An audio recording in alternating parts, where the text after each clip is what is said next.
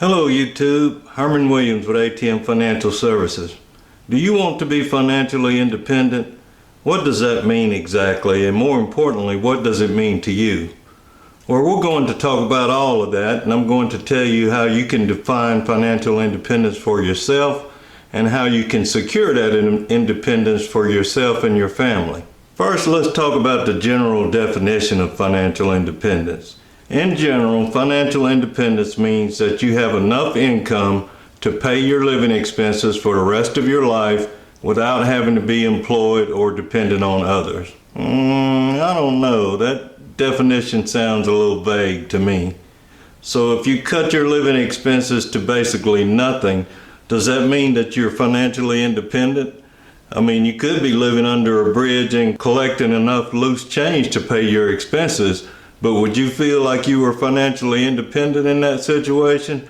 I think not. I think a better definition of financial independence would be that you have enough income to support the kind of lifestyle that you want to live without having to depend on others or work unless you want to. Now, that doesn't mean that you have to be living an extravagant lifestyle in order to be financially independent.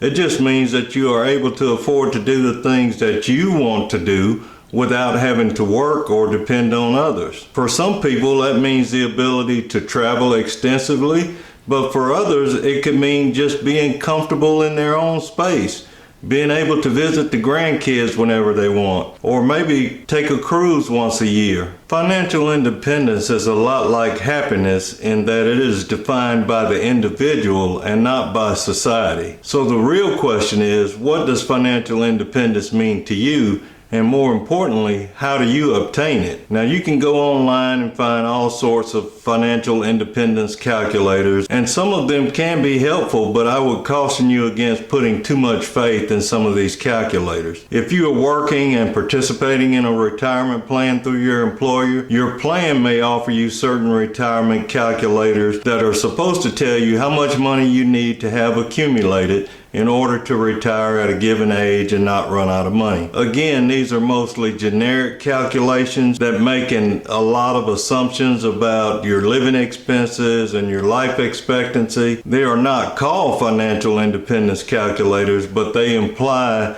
that you will be financially independent at retirement if you follow their formula. Well, that may very well be true for some people, but certainly not for all. For instance, most of these calculators assume your life expectancy to be age 90. Well, we know that not everyone is going to, shall we say, expire at age 90. Some will live longer and some will leave us a lot sooner. Some of these calculators will tell you that you need to have enough savings to provide you with 70, 80, or in some cases 90% of your pre-retirement income in order to be financially secure and not run out of money. My question is, how can you tell me how much money I will need when you don't even know what kind of lifestyle I want to live or how long I will live? Now, don't get me wrong, some of these calculations can give you a good general guidelines for what you should be striving for, but they are not specific enough to tell you what you need in order to live the lifestyle you want to live for as long as you think you will be able to live it. So what are the steps you should be taking now to ensure your financial independence in the future? I'm sure many of you have heard of Dave Ramsey. If you haven't, let me just tell you real briefly who Dave Ramsey is.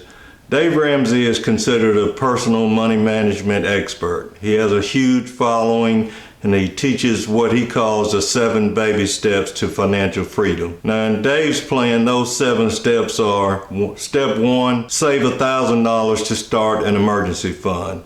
Step 2, pay off all debt using the debt snowball method. Step 3, save 3 to 6 months of expenses in savings. This will be your emergency fund. Step 4, invest 15% of household income into Roth IRAs and pre-tax retirement accounts. Step 5, college funding for your children. Step 6, pay off your home early. And step 7 under Dave's plan is to build wealth and give. Now, I don't disagree with Dave Ramsey in principle. I think his advice is very sound and it has worked for thousands of people. I just think that some people need more flexibility and more direction on how they define and attain their own sense of financial freedom or independence. So how do you plan for your financial independence? Well, I'm going to give you my 10-step plan for reaching financial independence. Now, I know already it sounds like a 12-step program, but please hear me out. First, I think that before you attempt to accomplish any of the steps in any plan for financial independence, that you first need a real budget. So step one in my plan is to build a real budget. You need to know where all of your money is currently going before you can start to redirect it to other places that will support your goals of financial freedom, whatever that means to you. A real budget will help you identify what things you need to work on as far as your spending habits go, and it lets you decide where you need to make adjustments. Now, there are a number of free tools that you can use to help you build a budget. Check out my video on how to build a budget and look in the video description for links to several tools that will not only help you build a budget, but also allow you to link all of your accounts in one place so that you'll be able to track your progress toward your financial independence. Step 2, save X amount in an emergency fund. Now, I agree with Dave Ramsey again when he says your initial milestone for your emergency fund should be at least $1,000. But I also know that for some people, saving $1,000 could take a long time. That's why you need to start with a budget. What I suggest for determining what X is for you is to comb through your budget and be very tough and honest with yourself and determine how much you can save each month. Once you have that figure, multiply it by 6, and this becomes your 6-month milestone. If you determine that you can save $100 a month, which is only $25 a week, then your 6-month milestone is $600. If you can shoot for the 1,000, I still want you to do it in 6 months. These are just minimums. Of course, if you can do more, then by all means do so. But after 6 months, we're going to move on to step number 3, which is to pay off consumer debt. That means everything except your mortgage, which we will get to later. Go back to your budget again and look for other areas where you can reduce your spending, or look for ways to increase your income. Start that side hustle you've been thinking about, or as Dave Ramsey says, sell everything you don't need, but add whatever you come up with to the amount you were contributing to your emergency fund and get that debt paid off. In my video on debt freedom, you will find different tips and options for paying off debt. In the description for that video, you will also find a link for a debt reduction tool that allows you to deploy different methods to pay off your debt, including the debt snowball, a debt avalanche, and it also has an option for a custom method that allows you to select the best order in which to pay off your debt. Step 4. Step 4 in my plan actually has you doing 2 things simultaneously. After you have your consumer debt paid off, I want you to take that money and split it between 2 goals.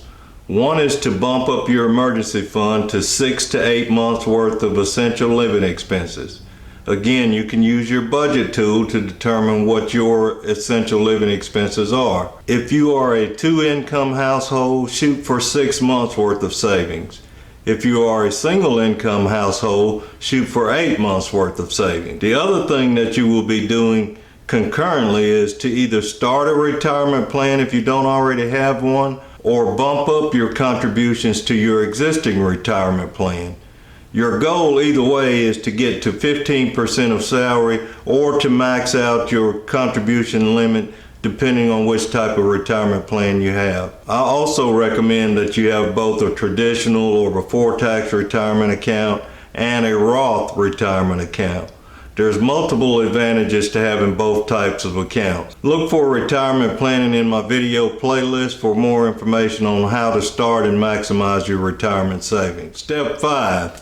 Begin college funding for your children. Decide if you're going to pay for everything or some percentage like half or whatever works for you. Step 6. Pay off your mortgage early. By the time you get to step 6, you will have developed a different mindset about managing your money. You will also be better at diverting your money to support your financial goals. So paying off your mortgage early has several benefits.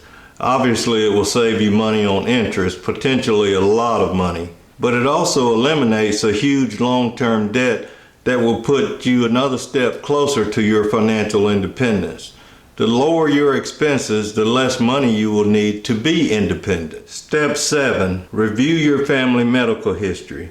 I know you're probably thinking, what does my family medical history have to do with financial independence? Well, the answer is it could have a lot to do with it. If your family has a history of longevity, then you may need to plan for a longer than average life expectancy. The flip side is that if your family has a history of certain costly medical conditions, you may need to plan for that cost or the possibility of a shorter life expectancy. If you end up with a condition or illness that requires costly medical care, you could go from financially independent to broke and very dependent in no time. You may need to consider long-term care insurance, which is very costly, but may be better than having your entire savings wiped out. Step 8, estimate your retirement expenses. Since you now have a real budget, this should be a little easier. Look at your budget and think about which expenses will go up in retirement and which ones will go down. I already mentioned medical expenses, but even if you don't have any major illness in retirement, your healthcare costs will still likely increase. On the other hand, you will likely spend less on transportation costs since you will no longer be commuting. Once all the kids are out of the house, you should also see a reduction in things like groceries, dining, utilities, education, and other things. Also, be realistic about the things you plan to do in retirement. What's on your bucket list? Do you plan to travel internationally? And if so, how often? Just be mindful of the fact that you may reach a point in life when your body is simply no longer able to do some of the things you may want to do. Your mind may feel like it's 30 forever, but I can promise you your body will have a different opinion. Use your existing budget as a starting point to plan your retirement budget. Step 9, calculate your retirement income. Will you have a pension? What will your approximate Social Security benefit be? I recommend that you sign up for the My Social Security account whenever you're eligible. What about other passive income? Will you have income from rental property? Have you turned that side hustle into an income stream that you no longer have to work for? Now, when it comes to your investment, the general rule is to withdraw no more than 4% per year to reduce the risk of running out of money. I like to recommend a flexible withdrawal plan, meaning that you have room in your budget to adjust your withdrawal rate up or down depending on market conditions. Again, having a real budget, even in retirement, will help you manage your money better. Step 10, determine how long your money will last. There are a number of different retirement planning calculators available on the web, and I will leave a link to a couple of them in the description below. Most of them ask you some basic questions like your age, sources of income, retirement savings, rate of return, and annual expenses or annual withdrawals. They will then calculate how long your money should last. Don't forget to factor in inflation, and some of the calculators allow you to account for this, so don't skip this step if the calculator you're using allows for an input on inflation. Inflation can end up eating into the earnings of your retirement account and cause your money to evaporate faster than you might think. Well, now that you know the plan, all you have to do is work the plan. If you follow these steps, you will definitely develop healthy spending and saving habits along the way, and you will pave your way to your financial independence. Stay safe out there, and as I always say, when it comes to managing your money, behave well.